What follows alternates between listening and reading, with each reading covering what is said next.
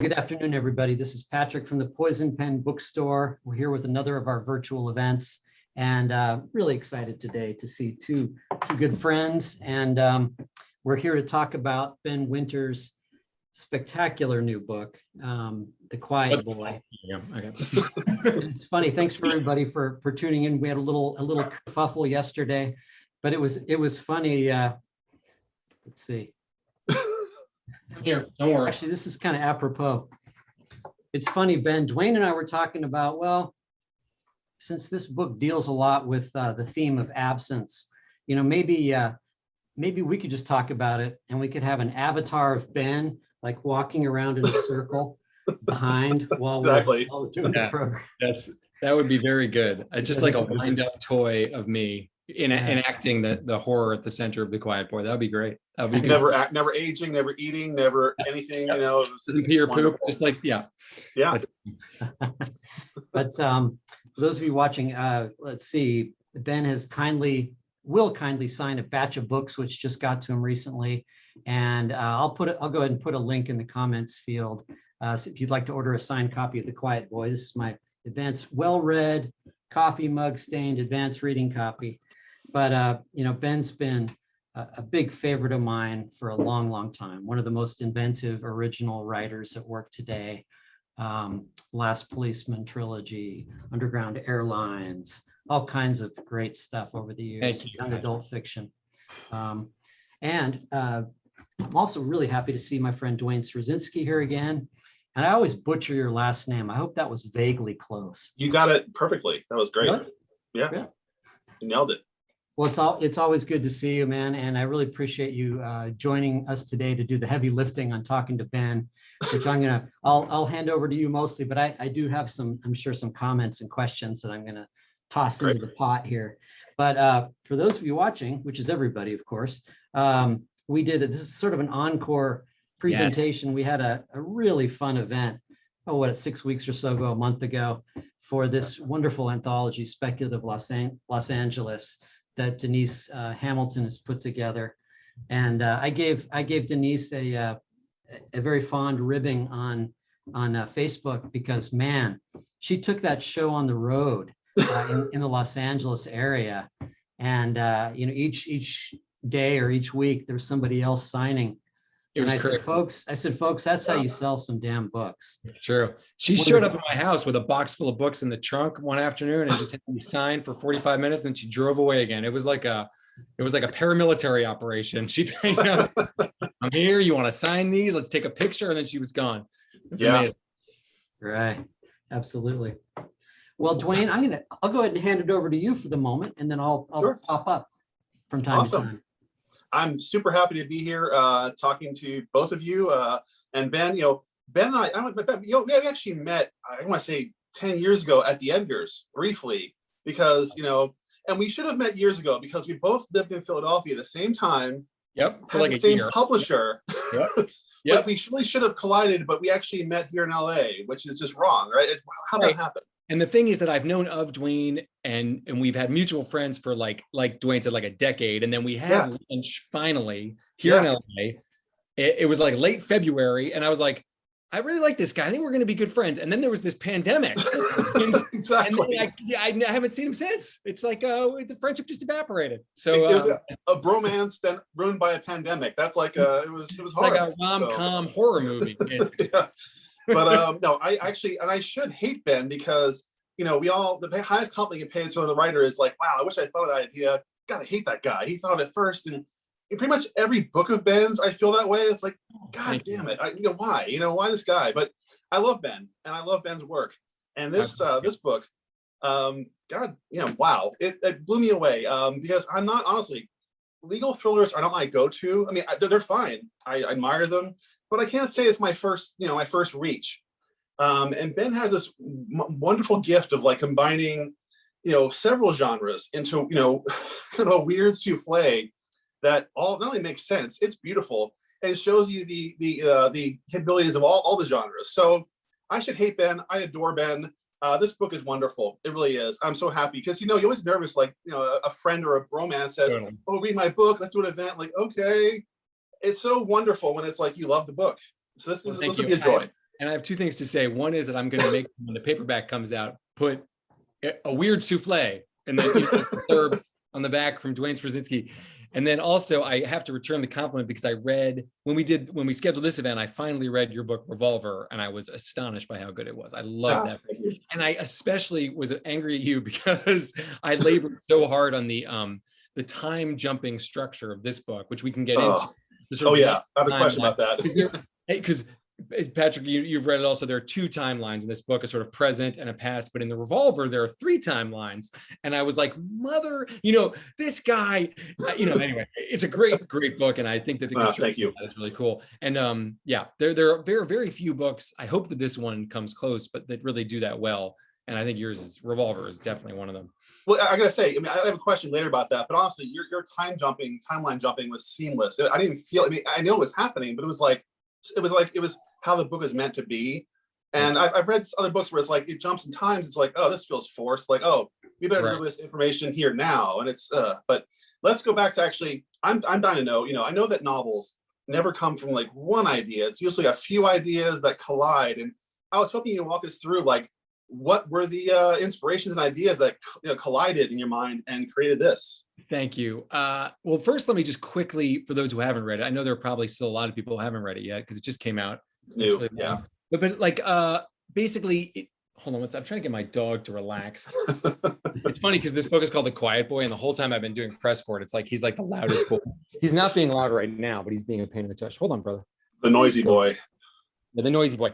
Maybe if I sit here and give him a pet. So basically, the book is about it's about a family and a lawyer, right? So in the present day timeline, there's this kind of decrepit personal injury lawyer who ends up representing a man who's been accused of murder.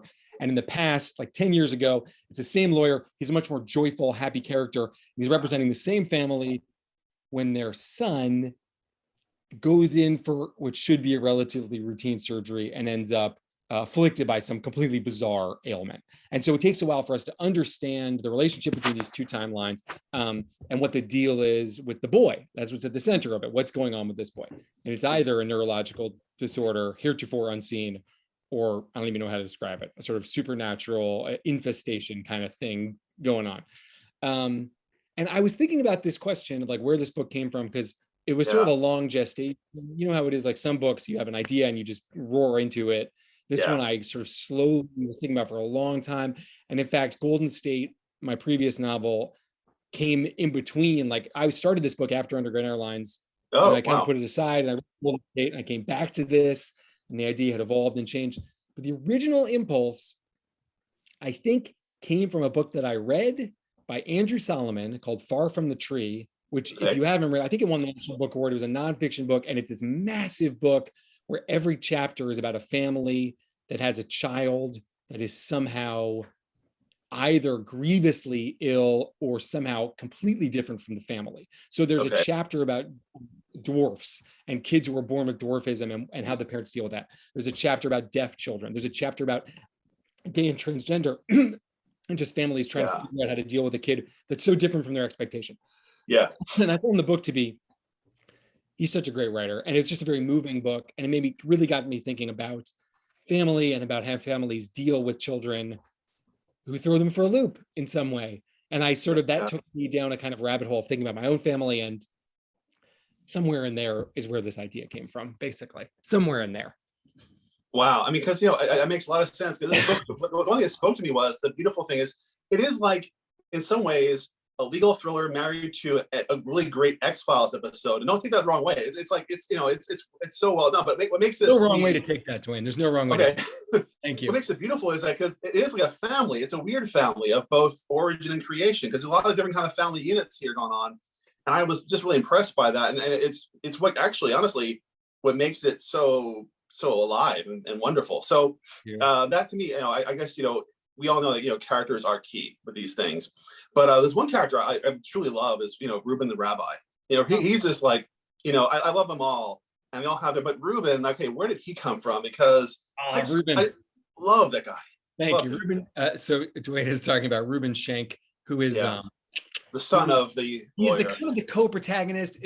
I guess the way the novel is structured is that in the past timeline, in the medical malpractice timeline, the hero is Jay Shank, who is Ruben's dad, who's this hustling, I call him a cheerfully amoral, a personal injury lawyer. You might call him just a classic American scumbag. Saul Goodman. What? Saul Goodman. Yeah, he's a Saul Goodman-esque.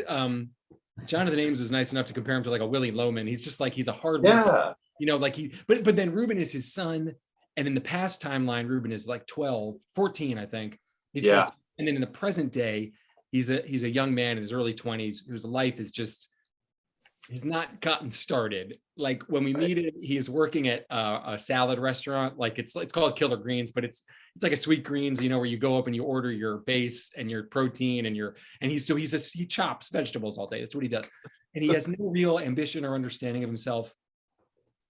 And he's a bit of a lost soul. And basically it emerges as he's been more or less estranged from his dad for years. And the novel, one of the sort of axes of the story is about their re-engagement and his coming to terms with what happened to him vis-a-vis his dad in his childhood. And the reason, so the character's nickname is the Rabbi. And in fact, the first line of the novel is, I'll just read you the first sentence, but you know how it is with first sentences, right?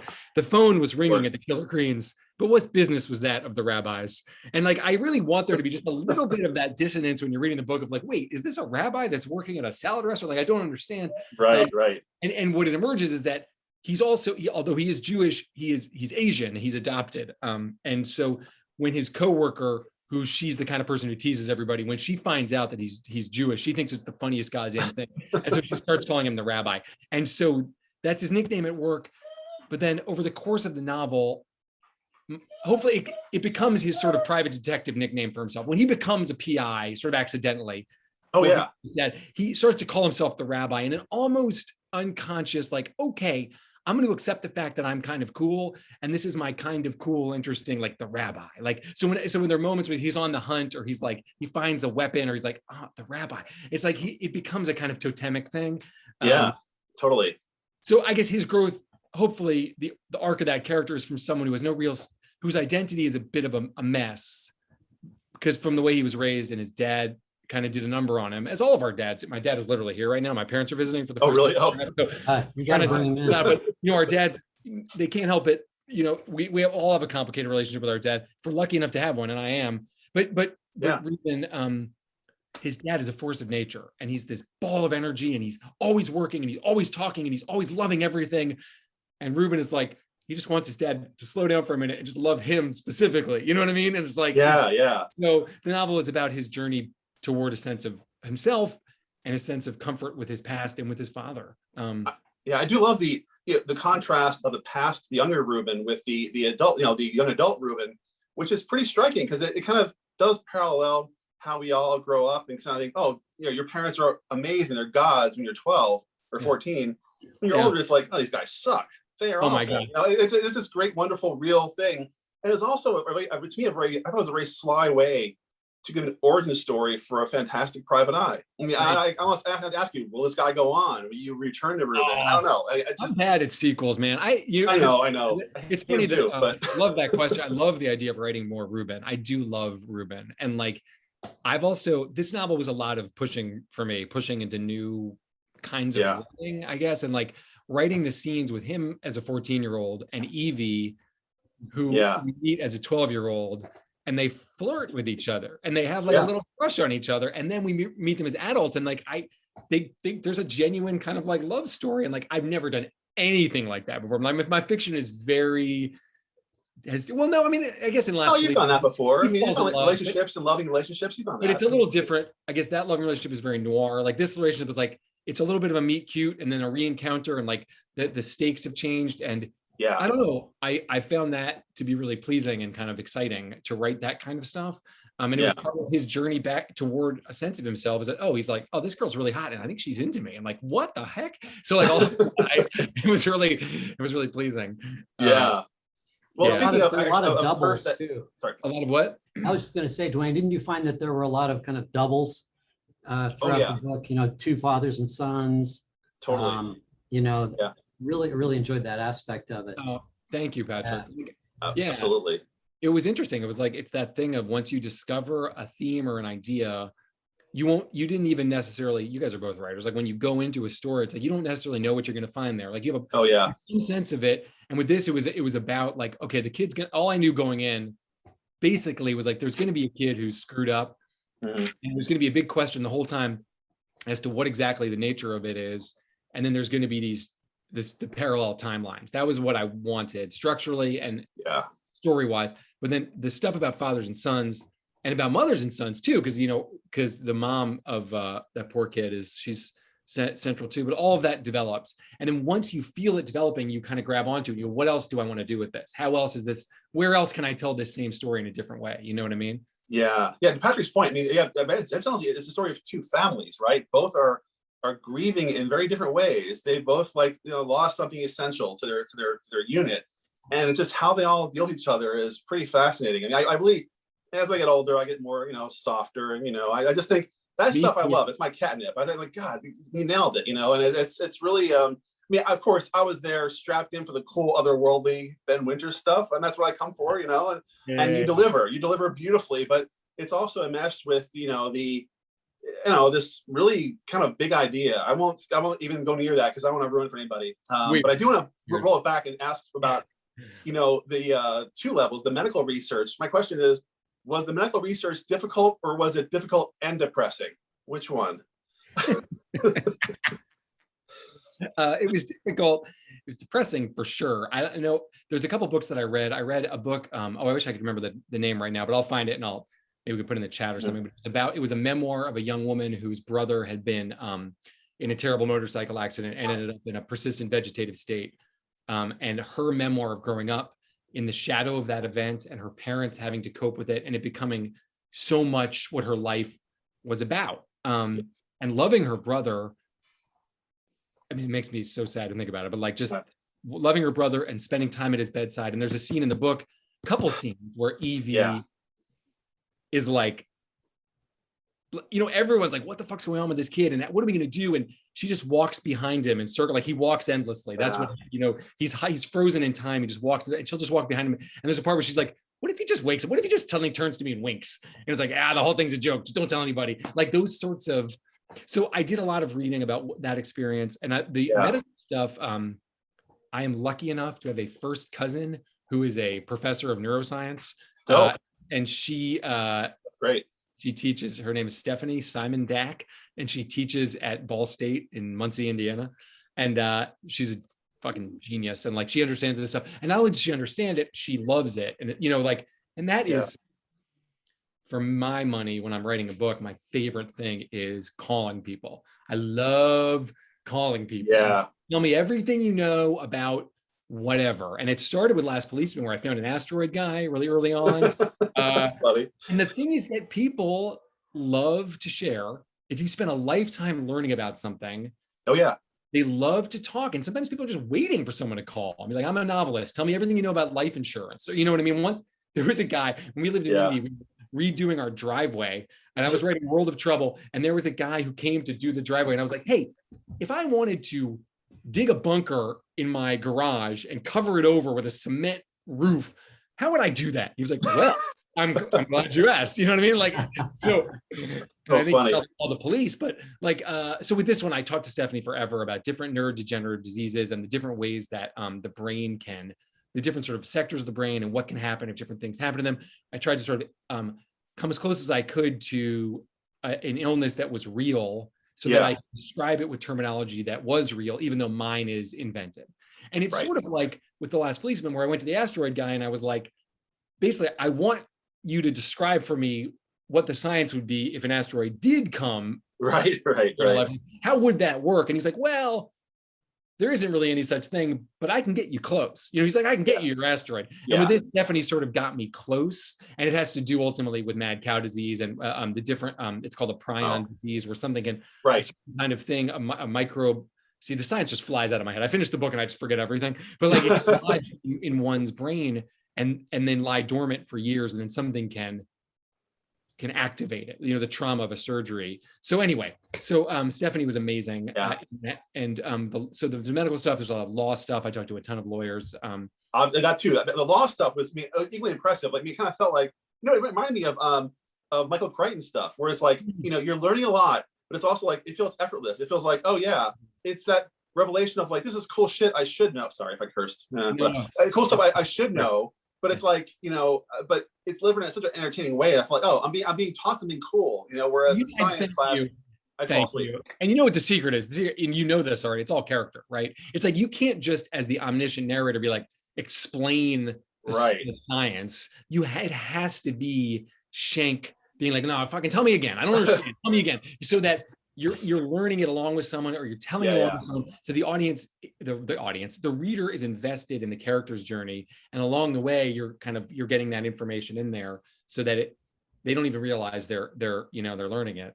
Nothing worse than like a writer showing his or her homework. You don't do that. I mean, it's you did a lot of homework, I can tell, but it's also never felt like, oh, here's Ben's info dump. It never ever felt like, it was like, wow, okay. Thank you. It feels so like, you know. So the law stuff I love. I mean, and I'm very much of lawyers. Like my dad is a lawyer, my brother is a lawyer, my wife is a lawyer. So like I've always been fascinated. And like, seriously, my parents they told me to go to law school until like my 5th novel was published. You know what I mean? It was definitely need a backup plan, kid. Yeah, what are you up to here? When is this going to peter out? I'm like, exactly. This is a New York Times bestseller. Yeah, it's all right. It's like right for TV and stuff. But come on, back to law school. Let's go. Yeah. Apply. It's funny. Yesterday we were talking just for a few minutes, Duane and I was like, yeah, you know, maybe we should play like some Syd Barrett music, but see, I'm really interested. I've always been fascinated with acid casualties. You know, like the Syd Barretts and the Peter Greens and people like that, who their body remains, you know, and they, like in Syd Barrett's case, you know, he left the building and went to go home and live with his mom for 30 years. What's so interesting about that, Patrick, it's like, and that goes to what's one of the questions I got really interested in, and like, including like in terms of the research and stuff, like what does it mean to be a human being at this sort of essential level? It's like you're a physical body, you are inhabited by this physical thing that we call a brain, that is a collection of cells. And then beyond that, we believe, or we like to believe, there is something that is called a person that is other than and aside from that, but inhabits you. But it's like, that's an illusion, or in my belief, it's a bit of a trick. And it's sort of like, when that brain shuts down, like, what is that? What remains? Can we still call that thing that is there the same that is a person? But at the same time, it's like, well, then what's the line? If someone starts to have, you know, Alzheimer's or another disease of memory, and they lose all of what they were in the sense of their memories, they're recognizing the people they've loved, like, it is still the same person, right? We have to, we're not just, but it's not. And like that is, it's an existential question that sort of, I hope sort of floats over this book for me. Wesley is gone, but he's there. Absolutely, yeah. So a lot of it's about how it affects the other people, not necessarily the afflicted individual. It's how the people that love him or her totally respond. In that sense, it's like Waiting for Godot, where like he's the title character, but he's the character we spend the least time actually with, in a sense. Yeah, exactly. It's about the people in his orbit. Yeah. Now that you mention it, this is a very Beckett novel. Thank you. Yeah. So is Last Policeman, to be honest with you. Like, I think I never would have, when I started my career as a crime writer, been like, I really want to write philosophical novels. Like, somehow it keeps happening. I'm very interested in like, what's the deal? You know, what is I love those the trilogy so much, you know, Malloy Dies, and The Unnameable. Crazy. It's just such amazing books. I totally agree. And like that sense of just it's the 2-part thing of like, well, life is meaningless, period. But it's not a period. It's life is meaningless, semicolon, therefore find joy. Like, therefore, that's how I come out of it, is like, or just fucking live. Because there's an asteroid coming, you know, where like, you're going to fall down one day, and like, what do you do with that information? You don't despair. You can't despair. Like, just go do and be happy and make other people happy. Like, I don't know. Yeah.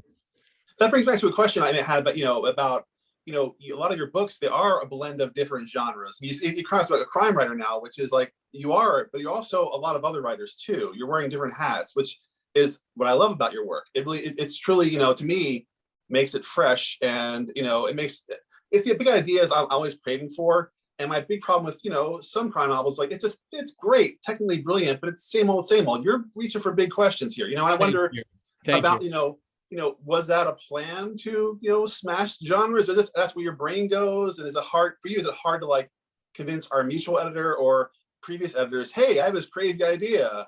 To the contrary, at a certain point, it becomes like a little baked in, where it's sort of like, I knew I wanted to write, like I don't think I could get away at this point with just being like, well, it's a legal thriller. People be like, well, what planet does it take place on? Or like, you know what I mean? Like, what's the weird thing? I guess I didn't plan on that. I'm being a genre bending writer, and truthfully, like there's a sense in which I've had this conversation with my editor. I'm like, maybe I just need to come up with a serious character who is some sort of, agent and goes around just like, but I don't think that's just, and I don't, not to knock books like that. I do like, yeah, no, I hear you. People who are great at it are so good at it. Like you cannot wait to read another one. Yes. The people who, in my opinion, are less great at it, it feels like a crossword puzzle, right? It feels like you're just like, oh, okay, they're setting up X, they're setting up Y. We're going to see how those letters fit together. It's going to be satisfying, but then it's going to go in the recycling. I think there's always a part of me that is like, I should do something more traditional. I think in terms of market share or whatever, you think about these things at a certain point. It's like, well, what is my role in the marketplace? But I think, it's the old, like, I am what I am. I enjoy that. I like thinking about. There's a real challenge and a real pleasure in thinking about things from another direction, or asking yourself, what is there going to be about this book that will be entirely unfamiliar, that will be something that we haven't seen before. And it started with The Last Policeman. I really did. I was working for Cork Books, as you were at the time, and we had a visual editor there too, was Jason Rakulik, and I had done 2 of those mashup novels, right? I did Sensibility and Sea Monsters, and I did Android Karenina. And I knew that wasn't, I loved writing those books. I didn't want to wake up in 30 years, like, well, this is what I did. You know what I mean? This was my contribution. So, but I knew I wanted to write a detective novel, and I was like, or a crime novel. And I was like, what can I do that will make it different? Like what will be, and that has continued to sort of serve me well a little bit, Is it more about you? Like almost like, are you talking yourself into like being emotionally invested enough in something to like guide you through the months it takes to write a book? Or, I guess so. That feeling where it's like, oh yes, I want to spend time here. Like I want to like live in this universe. And I know that like, I love that period, which I'm in now with the next one, where it's like, you're just kind of, you're living in this world, and I'm doing a lot of reading, and I'm like thinking of who's the people I'm going to call for this. And you're doing this stuff where you're tricking yourself. This structure isn't really going to be the ultimate structure, but it's really fun to play around, and like, you're building this universe that you're going to live in. And like,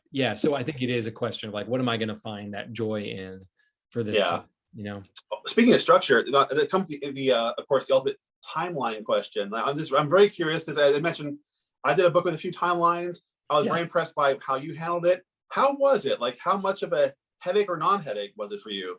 It was a headache. I found it to be really stressful, because I am not a super organized person in my mind, or like anywhere, my car, my house. Like I'm every day, I'm like, where are my glasses? I can't find my glasses. Like, so stuff like that. So like, I get really confused about dates and times. So I had to keep writing and rewriting and rechecking, and like, I'm praying that there's no like like I didn't mess anything up in this book. And I know it's not this, most readers don't go back and be like, wait a second, that's the wrong date. Like, but you want it to be all correct. So I found that really stressful. And also I had to change the whole thing, because I was finishing this novel in the spring of last year when we had lunch. And so the novel had been set in 2020, because I thought it was going to come out in late 2020. And so I was like, oh, wait, none of this could happen, because there's a whole section that takes place in an outdoor music festival. Of course, I had to redo it. I had to backdate the whole. I decided the best thing to do was to backdate it by a year, so that the present day story takes place in 2019. Yeah, and so that was a whole new sort of last round of date futzing. Oh, see, I assumed all along it was planned to be like, just by a happy accident, it was set in those years, like pre-pandemic, that okay, you lucked out. Here we go. Yeah. And what's funny, there's one interesting detail about California law that I had to change, that I caught in the very last, having to do with the death penalty law, that I had that changed in the intervening year, that I realized in the very last minute that I had, by moving it back a year, I had to change. So that was the one thing. I was like, I got it. I'm hoping everything else is right. Yeah. Wow. Yeah. That's impressive. Speaking of California, my other question, another question I had was, you are a transplant to LA, as I am. How has that impacted your creative life? Like, do you think now in terms of LA ideas, California ideas, or has not, I don't know, has that had an impact on you? Yeah, it totally has. I think it probably has in two ways. One is just like, I definitely, as you wrote, like Revolver is such a beautiful Philadelphia now. Like it's so like, it's resonant with Philadelphia, right? And so I can feel that coming off of you in waves. Like that's just your home mind. Not to say that all of your work is set there, but it's like totally, yeah. I love that sense of place that you get from just being somewhere. And like, so the policeman novels, like I was living in Boston, but my brother lived in Concord, New Hampshire, and like I just spent so much time walking around that like so that's where it felt real to you. Yeah. Just felt, I was like, let's just make this novel. Yeah. So, and similarly with Underground Airlines, we had moved to Indianapolis. We moved a lot. So, but with this book, as I was writing it, I was like, this is just, it feels like I wanted to be here. Schenk felt like an LA kind of guy to me. Totally. Like his law firm just had to be at one of I love the strip malls, the little shopping centers in LA. Totally. Oh yeah. Yeah. Just like there are 2 levels and there's always a donut shop and there's always a nail salon and there's always there's a yoga place. There's a taco place. There's like, I love them all so much. Like there would be a gun shop at the Phoenix version of that. Too. Yeah. Right. Totally. And maybe Boots. I don't know what else. So I just knew that that's where he had to be. And so really I set the novel like it all takes place within like a mile of where I'm sitting right now. Like he lives in my neighborhood. Schenk lives in my neighborhood. I could, next time we have lunch, I will point to you, the shopping center he works, like moving to school, I could tell you where it is. So like, I love that. I love it. It's like, it almost, ultimately the reader probably won't live in West LA. Hopefully there'll be readers who aren't just my friends here. You know what I mean? But like, of course, yeah. that sense of the real, I think that readers can feel it. That sense that like, this is a real place. Absolutely.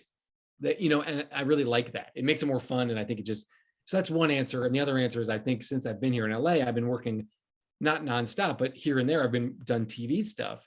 And that just the way of thinking, I know people make fun of TV writing and it can be terrible, but I've worked with a lot of smart people and a lot of people who don't write books, but who write long, complicated stories with multiple characters and multiple points of view. Oh yeah. Yeah. And TV has become so novelistic that I think it's actually expanded my sense of what's possible a little bit and my own way of thinking about a book. Like I definitely, for this book, I think this is the first time I've ever done this. I put it all on index cards and I laid it out on the floor, which is just a TV writer thing to do. And I don't think the novel plays like a TV program, but I do think it helped me to kind of expand the universe of it in a certain way. I see it as a prestige miniseries. Honestly, it just screams that kind of like, how we talk about that now. It's like that kind of idea of like, it's a prestige limited story. It's not a series. It's a prestige, it's, and I mean that, I'm not being facetious. I'm not being serious. It just feels like, your friends who work at HBO Max or any number of places now. It could be on Peacock. There's so many. I'll call my executive friends. Hey, no, but I really do. To me, novels are always top of the food chain. However, I hear you about working in my limited ways in both comics and TV has definitely changed my novel outlook for that same reason. Like it sort of opens your mind to different possibilities, different dramatic possibilities. So this reads like best of all worlds to me. So there's also a scene in the book that is set on a soundstage where they're shooting a television show, right? Which anyone who read my previous novel, Golden State, will realize that the show that they're making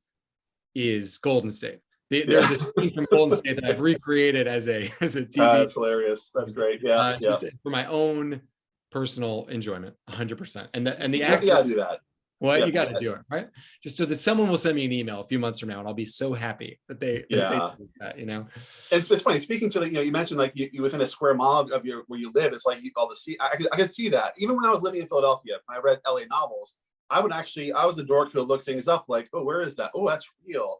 It's and fun. I always, you have to do that, right? You kind of have to. I mean, I'm a guy who, like, when I travel somewhere, I'll bring a novel set there because I want to learn the lay of the land from its novelists, not from a tour guide. I don't care about that. I care about who's lived there, So I think anyone, lives near a square mile of West LA, they would, be well served to have this as their tour guide. I hope so. I do want to ask you about now.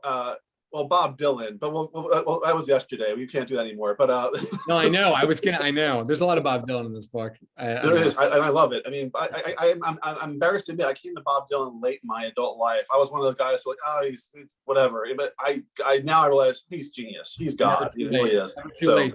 Yeah, welcome. I know. No, But aside from Bob Dylan, I do want to ask about your process. Like, what is your? This always fascinates me. Kind of, from start to finish, Quiet Boy. How did that evolve, and what was like thinking time versus writing time? I know you mentioned you had a gap where you stopped to write Golden State. Just if you have a typical, I don't know, method, what is that? I wish I did have a typical method. It would make life a lot easier. I feel like every book, it's different. Yeah. I feel like the book kind of teaches you how it wants you to write it in this weird way. You know what I mean? Yeah. This book I wrote a lot, and then I got frustrated with it. I had a different idea early on of what the affliction was that was going to be at the center of the book. And I realized it wasn't working. There was a time where the boy was alive, but he just had a sort of whole mental thing going on. And I was like, I don't like this. I was very wary of it feeling like I never wanted to suggest, by having him alive and awake and talking, I don't like things that are like, oh, he's schizophrenic, but he's actually possessed. Like I never like, I feel like there's a cultural thing that happens sometimes particularly with depictions of mental illness, where it's like, it's some sort of otherworldly thing that is going on, that I didn't want to do that. It just felt, it feels reductive to me, and it feels sort of like, I don't know, lame. It feels like a little bit like it goes back to like they're witches. Like, I don't know. Anyway, so I hear you. That makes sense. Yeah. It wasn't clicking. And then there was this whole thing where basically I felt frustrated with the book. And then when Trump was elected, I felt very moved to write Golden State, which is about sort of truth and lies and fascism and all that fun stuff. So when I came back to this book, it was with a stronger sense of what I wanted it to be. And so it started to move very quickly. There were numerous drafts. It's a long book. And because it has the 2 time frames, it's a pretty complicated book. And I worked really closely with Josh Kendall, who's my editor, and Mulholland on this book. Yeah. He had a lot of very specific, very strong thoughts about what was going on with Wesley and how to handle it. The kind of antagonist character there's this whole cult thing that happens where these weirdos are kind of obsessed with the boy. Right. They're trying to kidnap him, and then we find out why. And so I had a character in that place that was cheap and sort of cheesy and not working. And Josh sort of was like, he did the thing where he's like, well, this could work this way, but you're like, but it was good. It really helped a lot. And he also had some really great thoughts about Beth, the mom, and how to handle her grief, because grief can feel so static. It can feel so hokey. And he was like, he was just sort of basically like, why isn't she more just pissed off? Like, she feels so like, and then I was like, oh yeah, she's just really pissed off. And so the scene where I introduce her, where she's like essentially buttonholing this hospital administrator and wanting to like tear him. And like, I feel like any of us who've spent any time at a hospital, especially when we are processing what's going on with someone we love, it's just so infuriating. And so true to life. So true. And that's what Beth's character really did impress me about. This is actually grief, how it actually happens. It really, I asked about, research, but you somehow intuited or you researched this, how it feels, it's real. It really feels real. And there's that it isn't one note. There's that telling detail about, when you're going through some horrific loss and you see a couple of guys just getting on shift, laughing and joking, and their world is completely different than yours is at that moment. I know exactly the moment you're talking about. They're outside when Jay first meets Beth, and he's doing his Jay thing. He's trying to get her business. He's trying to get her sign up. And she's processing. She has no idea what's going on with her kid, and she's horrified, and she's so angry. And there's a couple of ambulance workers who are just shooting the shit and smoking cigarettes. And it's like nuance. It's like life is so nuanced and it's so complicated. And like we are each of us just on this journey that at which we are the center, but everyone else is on their own thing. And I actually remember a similar thing from when I think it was my first child was born, and we are at, my wife is in labor, and it's just like for her especially, it's like, Jesus Christ, there's nothing like this. There's never been a day like this. And it's so scary. And for her, obviously it's physically painful and crazy. And then I remember being like, the doctor was just like so rote And I was like, Yeah. come on, I understand. It's just Thursday for you, but we have to work it up a little bit. This is the biggest day of our lives. It's like, but it's just work. And I find that to be really interesting. And it's something that you see also in courts. And I get into that. And when they get to the criminal courthouse too, it's like, for these people, this is someone might be going, their son or daughter or whoever might be going to jail for 25 years. Someone might be they're at the parole hearing. It could be life or death. And but then for the bailiff, it's Thursday. And that kind of, I find that really interesting. I remember once, my wife was going through some traumatic illness of some sort. She was in the hospital, and everybody just seems so fucking casual, and it's like for once, you're starting to age a little bit when everybody in the hospital seems like they're like 12, They're all like, like zoned out on their phones. Come on, dude. It's like, I know for you, I'm the fourth person of the day, but like, it's my pancreas we're talking about, or whatever it is. Yeah, I think to me, it struck me as you have a lot of obviously empathy as a writer. You just inhabit these people in realistic ways.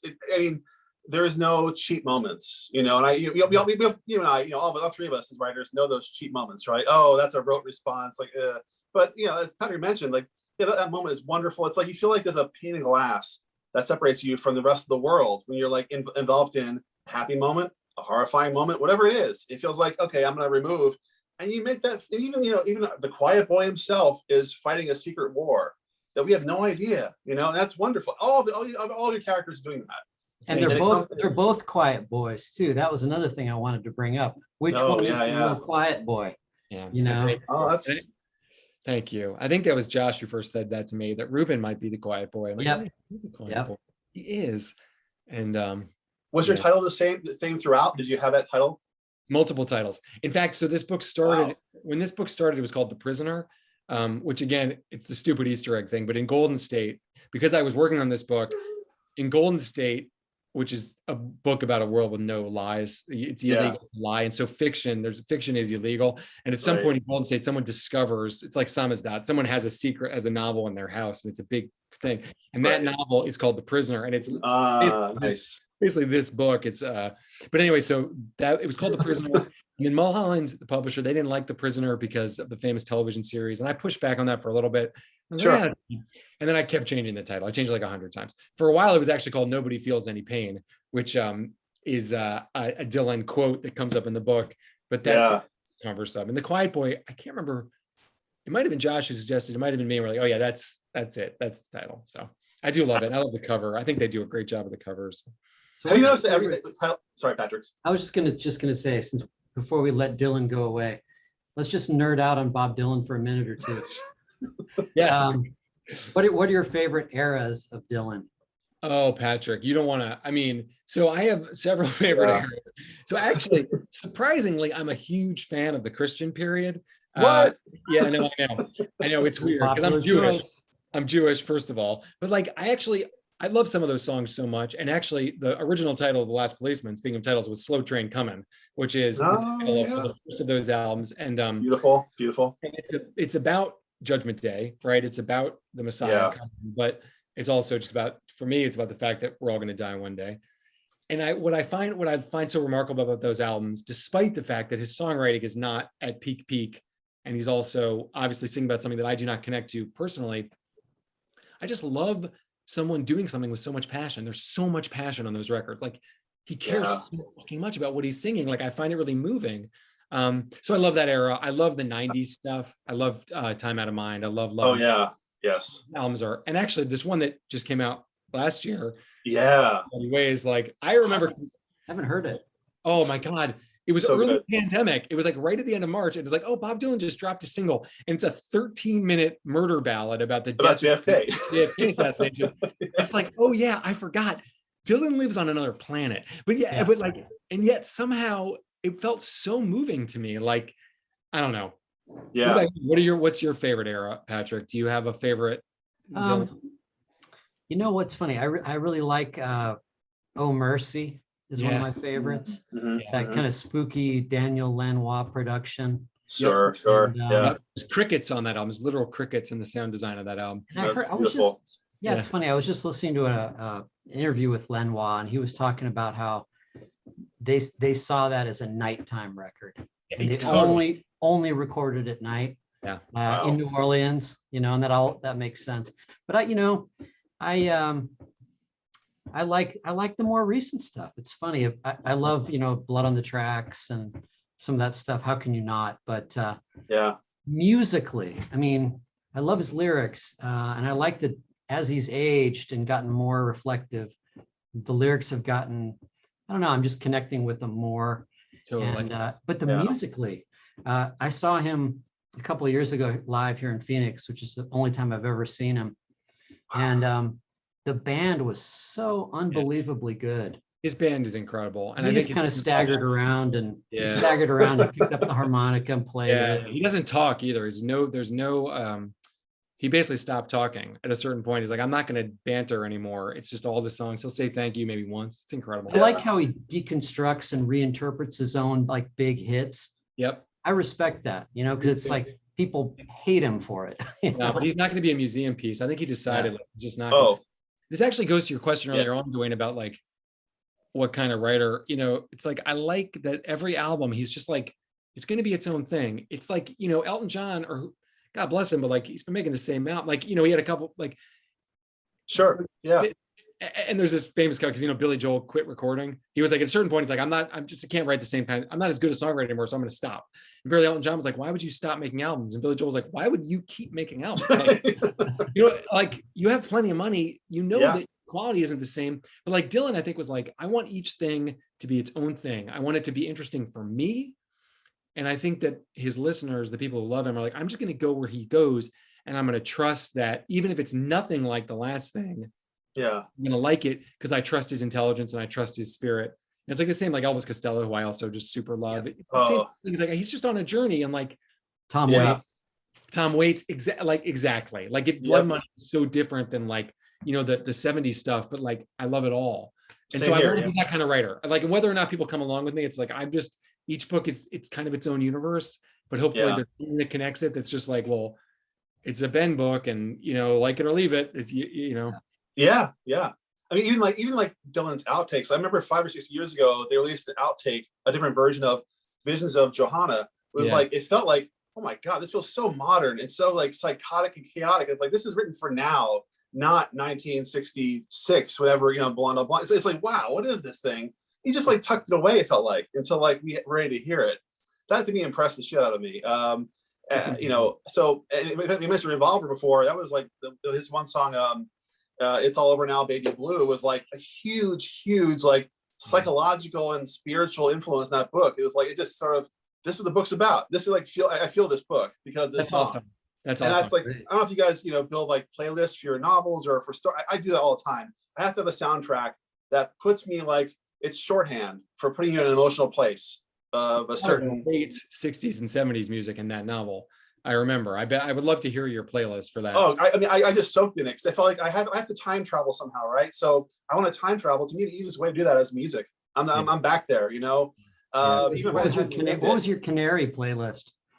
That was more. It's funny, a mix of like the two main characters, like of a modernish sort of indie rock, and like what would a 30-year-old black cop listen to? Yeah, it was like that kind of, you know, idea of like, what are these two clashing, you know, but it's all the same fabric.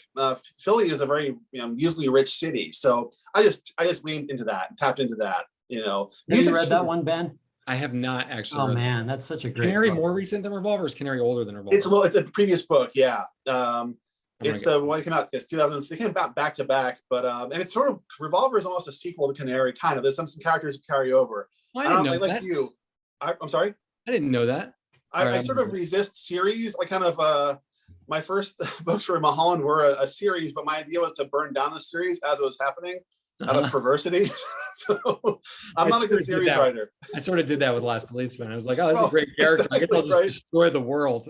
It's exactly. That was, I was so impressed by that because you did the same impulse of like, yeah, let's just like write a series where you're not getting out of this one. This is not going to end well for you. This won't go on. You know, with Underground Airlines, people were like, is there going to be a sequel? I was like, no. Like that, it's such a painful and difficult thing for reader to, you know, for me to write and for the character to experience. Like, unless there's a really good reason for it, I'm not going to go back into that, you know, that terrible universe, you know. No, I hear you. It's very strange, but actually, well, what here? I should ask you, what's next for you? Can we peek inside your head and see what's going on with you? I'm writing a book, as I tend to. I've actually done a couple projects for Audible recently that are. I just finished writing a thing for Audible. I think I can talk about this. You mentioned this to me last during lunch. You hinted at it. You didn't tell me what it was. So it's called Self-Help, and it's about a guy who a mysterious ad shows up on his phone for Audible wouldn't let me call it Audible in my story. It's basically an audio book company. An ad pops up for a strange audiobook, so he downloads it, and it's an audiobook. It's like a self-help book, because this guy's like a schlub, like his life is falling apart. He lives in LA and he's an actor, but so the audiobook then starts talking to him directly and specifically and telling him what to do. Wow. And then eventually Philip K. Dick kind of idea. It is very Dick. And then he becomes a burglar basically, and then he commits a murder. So it's like a sort of like, it's really awesome. Fun. It's really fun. So that should come out. I just finished writing it and he's really pleased with it. So that should come out hopefully over the summer. And I love Audible because he'll just record it. Like the process is a little quicker. Yeah. You cast it yourself? Do you direct these episodes? How does it work? No. They have a pretty good, I actually recommended the guy, William Demerit, who is the audiobook reader for Quiet Boy. He's the same guy who did Underground Airlines. I think he's fantastic. So I'm hoping nice. He's just a terrific actor. And he happens to be half African American and half Jewish. So he speaks to my Underground Airlines. He was able to inhabit that world in a way that that's great. I couldn't, because I'm always want to read him. And then also with Quiet Boy, he just has his ear is I don't know, it's extraordinary. Anyhow, so I'm working on that. Then we're going to the next book from Mulholland. I'm writing a book called Big Time. That is it's a corporate espionage novel. Of course it is. Corporate espionage novel. This is great. Not time travel exactly, but some time manipulation elements, essentially. Interesting. All right. Yeah. So I'm going to call it maybe a tenet that makes sense. Yeah, a little bit. I hope so. It's called Big Time, as in like, big agriculture or, big time. So I'm like a few months into that. It's really fun. I'm trying to write it a little quicker. This one took a couple of years. So I'm trying to just like, I say that every time, but yeah, life has a funny way of getting in the way, right? I mean, you have other things you're juggling as a writer. Actually, how do you do that? How do you juggle, TV writing with novel writing? You worked on, I know Legion you worked on, and other things. I'm on a show right now that's just wrapping up a limited series for Apple that's not my show, but cool. They call it a producer. I'm in the writing room. Yeah. Which I'm not allowed to say what it is, but it's super, super cool that hopefully they're going to announce it soon, and I'll let you know. So that's been really very instructive, because I've just been really more involved in a way that Legion was really fun, but it was very much like Noah Hawley, who ran that show. Like he just has a very specific vision. It's really his, and that whatever. It's been a super fun show. Just Apple thing. So I'm working on that. And then I think the rest of the summer is going to be pretty much just writing the book. So the novel. Yeah, and then driving the kids to camp, that sort of stuff. Yeah, I mean, do you do your novel stuff at night, like certain Dylan albums? No, you do it whenever you can. No cricket sound effects. I cannot work at night. I get so tired, and I do not have a nighttime brain. I get very sleepy. Yeah. So my jam is to work as soon as I possibly can at the beginning of the day. So once I run with the dog most mornings, and then I get the kids off to where whatever my parenting responsibility is, and then I try to sit down as soon as possible and write as much as possible. I try to not. The secret is to not go onto the internet as long as possible. So if I can not check my email until 11, that's the dream. But it's hard, It's so hard, yeah. So my best secret is to there's a program I use called Freedom. It's an app you can install on your whatever, and it essentially, you can tell it how many minutes, and just turns off the internet for that amount of time. So I've used that now for a few years. I say a few years. I've used it for literally 15 years. But like, actually a good segue, because before we wrap up, I just wanted to talk a little bit about, when I was reading your book, I was aware of, 2008, right? It's not that long ago, but if you think about it in the general, whatever the general scheme of things is, which I hate people that use that expression, the general scheme of things, because is there one? But anyway, just the massive difference that's kind of snuck up on us all between 2008 and 2019, Yeah. Think about that difference between, 1821 to whatever that is, 1840. Yeah. And then look at the same chunk of time. It's crazy. I mean, I think in terms of the rapid advance of technology, particularly online culture, and what it has done to, well, both to the sort of fabric of society and the way we interact with one another, but also to our individual consciousness and the way that we interact with information is staggering. And I think you're right in terms of like, well, what was it? What happened between 1630 and 1640? Well, people pretty much just kept digging holes or whatever. You know what I mean? Like, life of trouble. Yeah, I think it's scary in a way, and it's interesting to just note it because we don't really note it. We don't really think about it much. Yeah. But like the fact that so much of our day is consumed with taking our phones in and out of our pockets and checking up on, well, I posted something 45 minutes ago. I should probably see if anyone commented on it so I can put a little heart by their comments. Like, this is all what? So weird, right? Weird. So weird. And in a way, it's pernicious. And I think particularly for those of us who make our living on our wits, or, it's like, it isn't even our wits. It's our attention. It's our attention span, right? So to be able to write a novel, you have to think and cohesively over a long period of time. And like, the world has conspired to make that more and more difficult. And like, I wonder if longitudinally, if people will be like, well, fiction has really suffered. It feels like people are still reading a lot, so that's good. But it's really remarkable how much the world. I know that you said that, a lot of this book reflects your own, as a parent, your own experience as a parent. And, my wife's a teacher. And are you making observations about, I don't know, about kids and attention span and things like this? I think I have to be. It's funny because the kids in the book are in the 2008 timeframe. It's interesting. I don't think I did this on purpose, but like my kids are my oldest kid is 14, so she's the age that Ruben is in the book. But she's that age now in 2020. Yeah. So the kids in the book don't have the super internet. They don't have phones. Like my kids now are 14 and 12 have phones. Sure. Which I feel like I mean, we obviously didn't have phones. I got my first cell phone as an adult. Yeah. It certainly wasn't a smartphone either. So I think that I didn't have to sort of engage with that exactly, but I have observed my kids a little bit, and the way that Ruben and Evie interact as kids is informed by them, I'm sure. And I think the way that Wes's friends in his band, the other kids in the novel are Wes's his high school friends. Like that's me. Yeah. It's almost, more than almost anything else I've ever written. That's pretty much 1-to-1 with me and my friends. When he finds them at the food court and they're just eating just like disgusting crap and like teasing each other, but in a kind of nice way. Like that's just me and my friend. Totally. And playing music and like changing band name every 20 minutes. I also thought a little bit of that movie. Did you guys see that movie Pi? Yes. Mathematical symbol Pi. Well, the Darren Aronofsky. Yeah. I didn't. He lost me with whatever the first one was. I don't know. For some reason, it kind of flickered through my mind. I was just wondering if it was in the background of your consciousness somewhere. Not that one. No.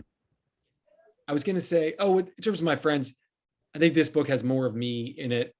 Some books are more personal without you meaning to. There's a lot more in this book that is reflective of my experience than I think anything else I've written. Like, in terms of Jewish, in terms of, like I'm a bass player. One of the characters plays bass, like, and the music and all the lawyers. I don't know. You're a bass player? Well, yeah, I don't play anymore, but I grew up playing bass in a band. Yeah. Really? Yeah. Cool. I grew up playing keyboards in my father's bar and wedding band. So bass, keys. Patrick, do you play anything? I play guitar. Yeah, let's start a band. Yeah. We just need a drummer. There's got to be a crime writer drummer out there. Let's get your old man on drums. Yeah, I'd love that. God. Yeah. So, but that's cool. There's so much in this book that I think. Yeah. It's like I couldn't have written this book 5 years ago. And I think that it's like everything, I think being a parent influenced this book more than I realized as I was writing it. If I can say, last year you described at lunch this book to me, and I want to say you were wrong because you said, it's weird. I'm not sure it all works. It's all bizarre. I'm not sure you'll like it. I'm like, God damn you, Ben, it works beautifully. It's wonderful. It all hangs together. And in fact, not to, of course, never spoil things, but my big problem with a lot of novels is they don't know how to stick the landing. They don't know how to stick the ending. And this, God damn you, it does. It's just beautiful. Yeah, so it's amazing. I think, really, I mean, it's rare that someone has a great idea that starts and it kind of, how to keep the plot motions going. But it feels like often in a lot of books I finish like, that was it. That's where it goes. It feels like cheap. You just, bam.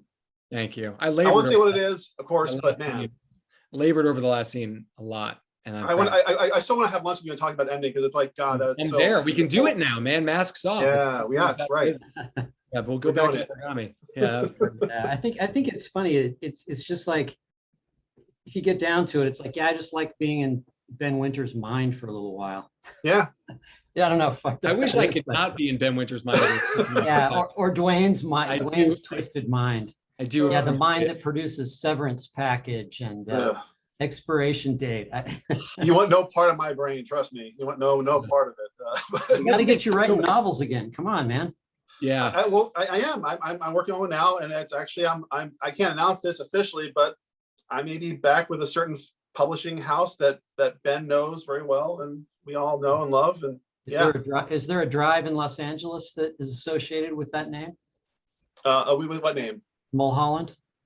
There is. I was around for that naming because I was one of the first authors to sign up in Mulholland back when John Schoenfelder was running the imprint. Yeah. And I went to a few at least one time we were having drinks just trying to find out what should we call this imprint.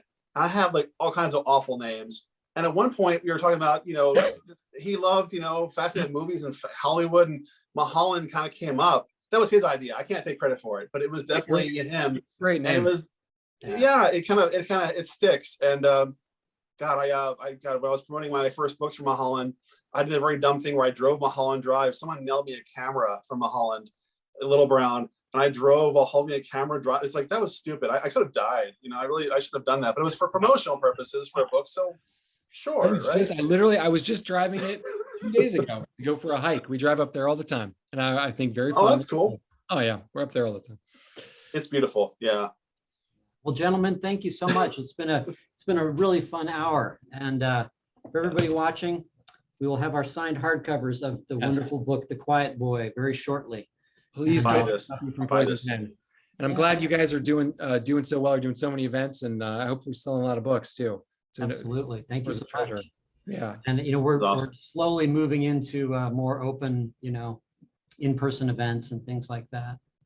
Well, you can sign me up if and when I finish big time. I'll be there. I'll be there in person. Great. Yeah. Awesome. So when we sign off, give us one thing that you've read recently or you're reading now that you'd like, that you really, really have liked. Does it have to be a crime novel? No. I'll tell you. I'll give you one. I just finished A Man Named Doll, the Jonathan Ames crime novel. Great. So he wrote You Were Never Here, which is also fucking fan. He's had an incredible career. But anyway, so A Man Named Doll is great. Highly recommended. Hysterical and also scary and weird.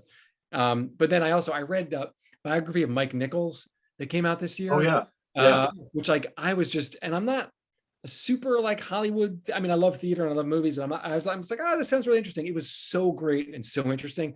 And there's so much about the creative process and what it is to have a life in the arts and the ups and downs of it and the emotional burden it can be, but also the joy that I'm totally gonna recommend this to everybody who's a writer or an actor or whatever. It's it's great. I gotta read that. Yeah, it's really great. I read it in a week. I tore through it. Wow. That's awesome. What about you, Duane?